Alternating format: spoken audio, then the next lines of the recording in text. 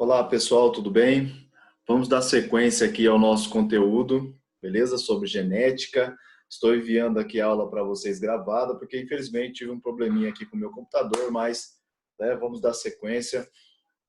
Depois vou deixar também uma listinha de exercícios para vocês responderem, né, lá na plataforma Iônica, ok?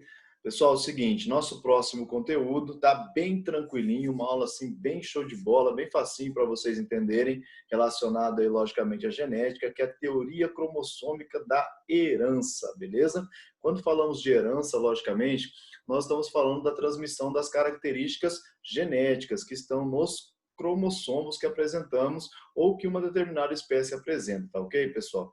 Agora, dentro dessa teoria cromossômica da herança, o que vem de conceito mais importante para nós é com relação à herança sexual, né? Então, já gostaria de deixar para vocês aqui, já de início da aula, né, uma pergunta bastante interessante. Hoje em dia é possível nós escolhermos o sexo do nosso bebê?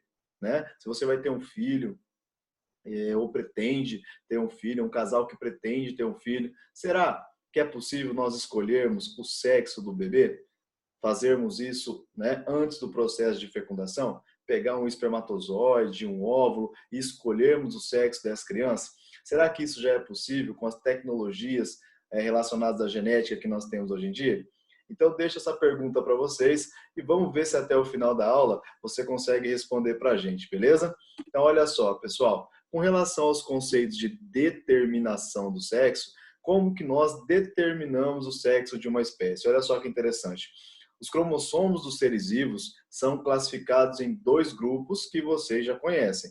Os autossômicos, né, e os sexuais. Então, dentro, né, do número de cromossomos total de uma espécie, nós sempre teremos os cromossomos que são responsáveis por características autossômicas ou somáticas, que se autossomam, né, na constituição biológica do ser vivo, e aqueles cromossomos responsáveis por características sexuais. Então, até agora, vocês vieram estudando a maioria das características que os seres vivos apresentam. E essas características, elas estavam nos cromossomos, sempre do par 1 até o par 22 de cromossomos, tá ok, pessoal? Porque são características somáticas ou autossômicas. O tamanho do indivíduo, a cor do olho, a cor da pele, né? São características autossômicas que formam a estrutura morfológica e fisiológica do indivíduo. Agora, o par 23 é o par que chamamos de sexual. Nesses cromossomos sexuais, tá ok? Nós temos as características sexuais do indivíduo, que separam homens e mulheres, ou macho e fêmea, na espécie humana, tá ok, pessoal? Então, relacionado a esse grupo de cromossomos, nós temos aqui, né, o cariótipo humano, tá ok, pessoal? Onde os cromossomos são separados pelos tipos de cromossomos que nós temos. Lembrando que os cromossomos são separados de acordo com a posição do centrômero que esse cromossomo possui, né? Então, o centrômero, ele é formado por uma aglomeração das hístonas e ele vai se posicionar em regiões diferentes do cromossomo. De acordo com essa posição do centrômero, nós separamos os cromossomos em 4 tipos: os metacêntricos, os submetacêntricos, os acrocêntricos e os telocêntricos, tá ok, pessoal? Dentro desse conceito, gostaria que vocês dessem uma olhada, uma aprofundada aí no conteúdo, pesquisem, tá? As diferenças desses cromossomos e quais são os cromossomos desses 4 tipos que eu acabei de falar que existem na espécie humana, beleza, pessoal? Então, com relação aqui a esse cariótipo humano, a organização desses cromossomos, nós temos cromossomos que são autossomos ou autossômicos e cromossomos que são sexuais. Então, do par 1 até o par 22, tudo bem? Nós temos cromossomos autossômicos. Esses cromossomos autossômicos, nós não temos diferenças entre homens e mulheres, ou seja, homens e mulheres portam esses cromossomos, esses 22 pares, ok? Já nos cromossomos que são sexuais, nós temos diferenças entre homens e mulheres. Então, por exemplo, esse cariótipo que está representado aqui pertence a um homem ou a uma mulher? Para eu saber, eu vou olhar sempre o par 23. Se no par 23 nós tivermos um cromossomo X e um cromossomo Y, significa que esse cariótipo pertence ao homem. Agora, se nós tivermos 2 cromossomos X, beleza? Esse cariótipo pertence a uma mulher. Tá ok, pessoal? Beleza? Então, o que separa, né, as características biológicas, morfológicas entre homens e mulheres, na realidade, é esse último par de cromossomos. Tá ok, pessoal? XY, homem, XX, mulher, tá? Vejam bem. Baseado nesse conceito, nós temos diversas formas de determinar o sexo de uma espécie, tá ok, pessoal? Nós temos sistemas de determinação do sexo, ok? Logicamente, esses sistemas surgem porque nós temos espécies diferentes e padrões de determinação de sexo totalmente diferentes, beleza? O primeiro sistema de classificação, aquele que é mais conhecido, é o sistema X e Y, como o exemplo que a gente acabou de comentar, tudo bem? Nesse sistema de classificação, a fêmea possui par de cromossomos homólogos, ou seja, a fêmea ela é XX, e o macho, né, um cromossomo igual da fêmea, que é o X, e o outro diferente, que é o Y. Então, a fêmea, né, é o sexo que chamamos de homogamético, porque tem 2 cromossomos iguais, e o macho é o sexo heterogamético, porque possui cromossomos diferentes. Ok, pessoal? Esse sistema XY, ele é encontrado na maioria dos mamíferos. Então, aqui eu estou representando para vocês vários tipos de mamíferos, né? Ó, raposas, o coala, o morcego, né? As baleias, o elefante, as focas, né? Tá ok? E esses diversos tipos de mamíferos, né? E a própria espécie humana, esses diversos tipos de mamíferos possuem um sistema XY de determinação do sexo, ok, gente? Olha só, coloquei uma imagem aqui bem legalzinha para a gente observar, né? Nós temos aqui a família Simpson, né?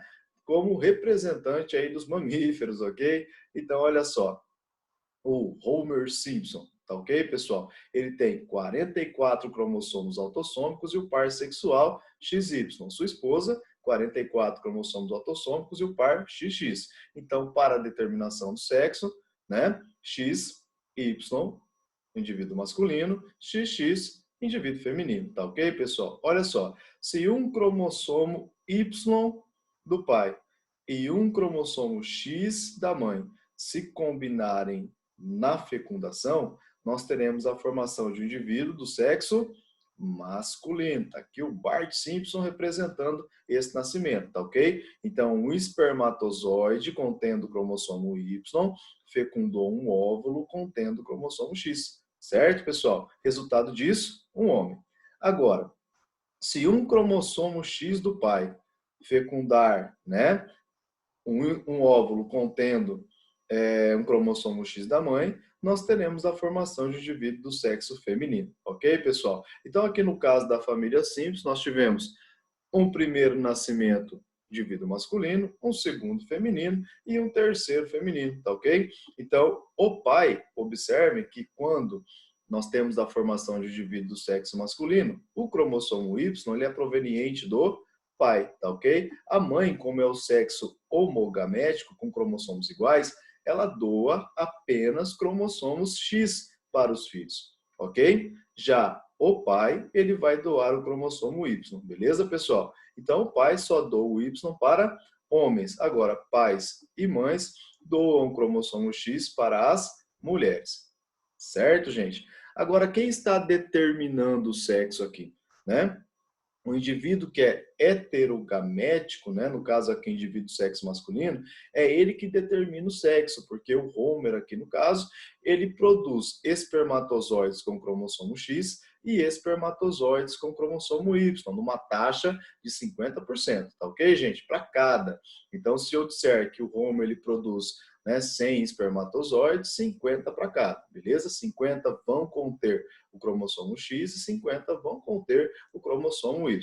Esses espermatozoides fecundam os óvulos 100% com o cromossomo X e daí, mediante ao processo de fecundação, nós temos a formação de homens ou mulheres, ok? Então aqui está o sistema XY, é o nosso sistema de determinação do sexo, bastante conhecido, ok? Temos o sistema chamado de X0, ok, pessoal? Por que é chamado de X0? Olha só, Os machos têm apenas um cromossomo X e as fêmeas, 2 cromossomos. Assim, o macho é determinado, né, X0 e a fêmea XX, ok, pessoal? Então, esse sistema X0, ele é muito encontrado, né, em alguns insetos, né, como as baratas, beleza? Como os besouros e gafanhotos, tá ok, pessoal? Trouxe aqui um exemplozinho dos gafanhotos, né, para a gente entender.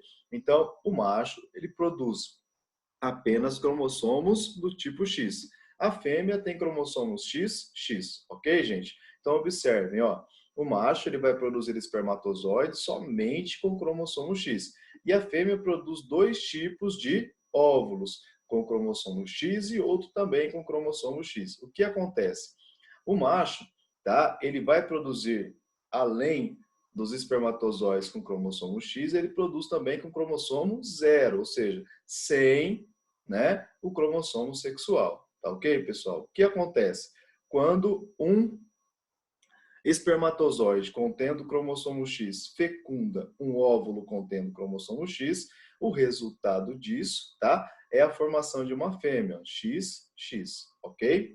Agora, quando um espermatozoide sem o cromossomo X, ou seja, ele é 0, ele fecunda um óvulo, tá? Contendo o cromossomo X, o resultado é apenas um X, ou X0, tá ok, pessoal? E daí se desenvolve o indivíduo fêmea, tá? O detalhe importante aqui é que tem que ter a fecundação, tá? Você tem a fecundação do espermatozoide com o X e o óvulo com o X. De um espermatozoide sem o X, que a gente chama de 0, tá? Com o óvulo contendo o X. Então fica XX fêmea, X0 macho. Ok, pessoal? Beleza? Outro sistema de... Ah, só um detalhe. Quem está determinando o sexo aqui, no caso do X0, tá? Também é o macho, beleza, pessoal? Porque o macho produz um cromossomo, o espermatozoide com cromossomo X e espermatozoides sem o cromossomo X, que a gente chama de 0, beleza? Agora aqui, sistema ZW, tá ok, pessoal? O sistema ZW, ele é encontrado em algumas espécies de insetos, como as borboletas, é encontrado em peixes e em aves, tá ok, pessoal? Então, olha só, o macho possui um par de cromossomos homólogos, ZZ. Então, o macho agora é o sexo homogamético, com produção de gametas iguais, né, com relação aos cromossomos sexuais. E as fêmeas possuem cromossomos sexuais diferentes, ZW, tá? Então a fêmea é o sexo heterogamético, porque produz gametas com cromossomos sexuais diferentes, e o macho é o sexo homogamético agora, tá ok, pessoal? O que acontece, ó?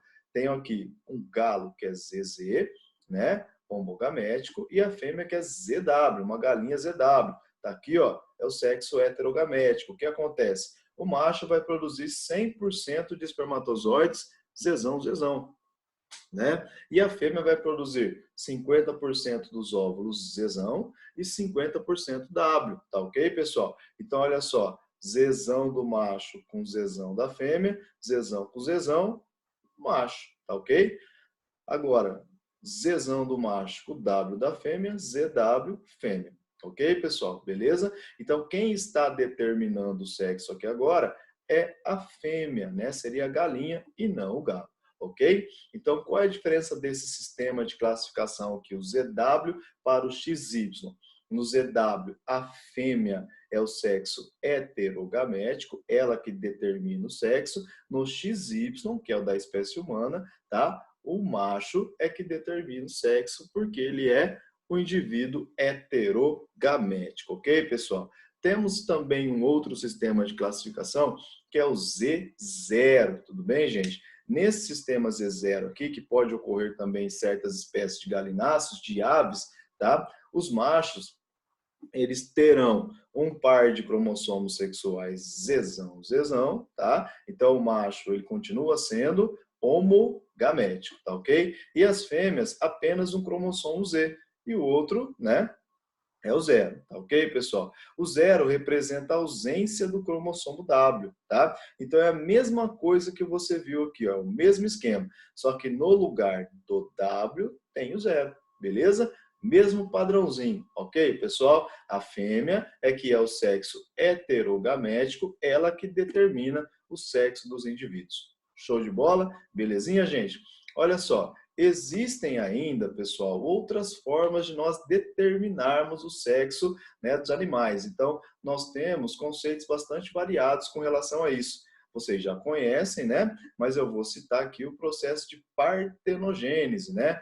Parteno significa em partes, gênese é geração, tá? Animais que fazem isso, nós temos peixes, nós temos répteis, nós temos insetos, mas em especial as abelhas e os pulgões, tá ok, pessoal? Então as abelhas e os pulgões, tá, são logicamente insetos, tá ok? Que realizam esse fenômeno chamado de partenogênese. Olha só, pessoal, na partenogênese que ocorre em abelhas, nós temos a rainha, a abelha rainha, que é fêmea, tá ok, pessoal? E é um organismo diploide, tá ok? Esse organismo diploide, através do processo de meiose, vai produzir os óvulos, ok, pessoal? Se o óvulo, tá, produzido pela abelha rainha, ele não for fecundado, através de estímulos hormonais, ele se desenvolver diretamente, tá, através do processo de mitose em um novo ser vivo, nós temos a formação de um indivíduo que chamamos de zangão. Então, olha só, a fêmea, que é a rainha, a abelha rainha, produziu óvulos por meiose, tudo bem? Esses óvulos que são haploides se desenvolvem por mitose e formam o zangão. Então, o zangão, ele é, tá, um inseto haploide, beleza? Produzido a partir do desenvolvimento sem fecundação dos óvulos. Então, ó, partenogênese, apenas, né, a parte gamética relacionada à abelha rainha está sendo utilizada para a formação do zangão. Então, o zangão é um indivíduo haploide. Esse zangão, né, ele é produzido na colmeia simplesmente, tá, especificadamente para o processo de fecundação. Então, uma vez que o zangão ele está formado, esse zangão ele vai produzir gametas, que chamamos de espermatozoides. Esses espermatozoides fecundam os óvulos que são produzidos pela rainha, né? Espermatozoides e óvulos, como são gametas, são células haploides, ok, pessoal? Depois da fecundação, né? Nós temos a formação de uma célula ovo. Esse ovo se desenvolve em uma nova abelha operária ou uma abelha rainha. Qual vai ser a diferença? Esse ovo, né, vai se transformar em uma larva, ok, pessoal? Essa larva vai ser alimentada ou com mel ou com geleia real. Se for alimentada com geleia real, cresce mais, fica maior e se transforma em uma abelha rainha. Se for alimentada com mel, fica um pouco menor, vai se transformar em uma operária. Tanto a abelha rainha como operária são diploides, porque foram originadas a partir do processo de fecundação, ok, pessoal? E as operárias mantêm a colmeia, né? Trazem o alimento, produzem mel, produzem geleia real, tá ok, pessoal? Enquanto que a rainha é responsável pelo processo de reprodução. E o zangão, tá ok, gente? Também participa do processo de reprodução dentro da colmeia, né? Então, quem trabalha de verdade aí dentro são as operárias, beleza? Olha só, gente. Esse mesmo processo, tá, é encontrado também, como eu disse para vocês, em pulgões, tá? Aqui é importante, né, a gente destacar a sociedade que é criada aqui dentro desse conceito. Nós temos uma relação ecológica aqui de sociedade, porque temos a divisão em castas, né, de trabalho dentro de uma colmeia, ok, pessoal? Outro detalhe importante aqui é que os espermatozoides que são produzidos pelo zangão são, né, obtidos através do processo de mitose, tá? Então, o zangão, como ele é haploide, tá? Ele produz espermatozoides por mitose e não por meiose, ok, pessoal? Vamos lá. Nós temos ainda a determinação ambiental do sexo, bastante legal nessa determinação ambiental.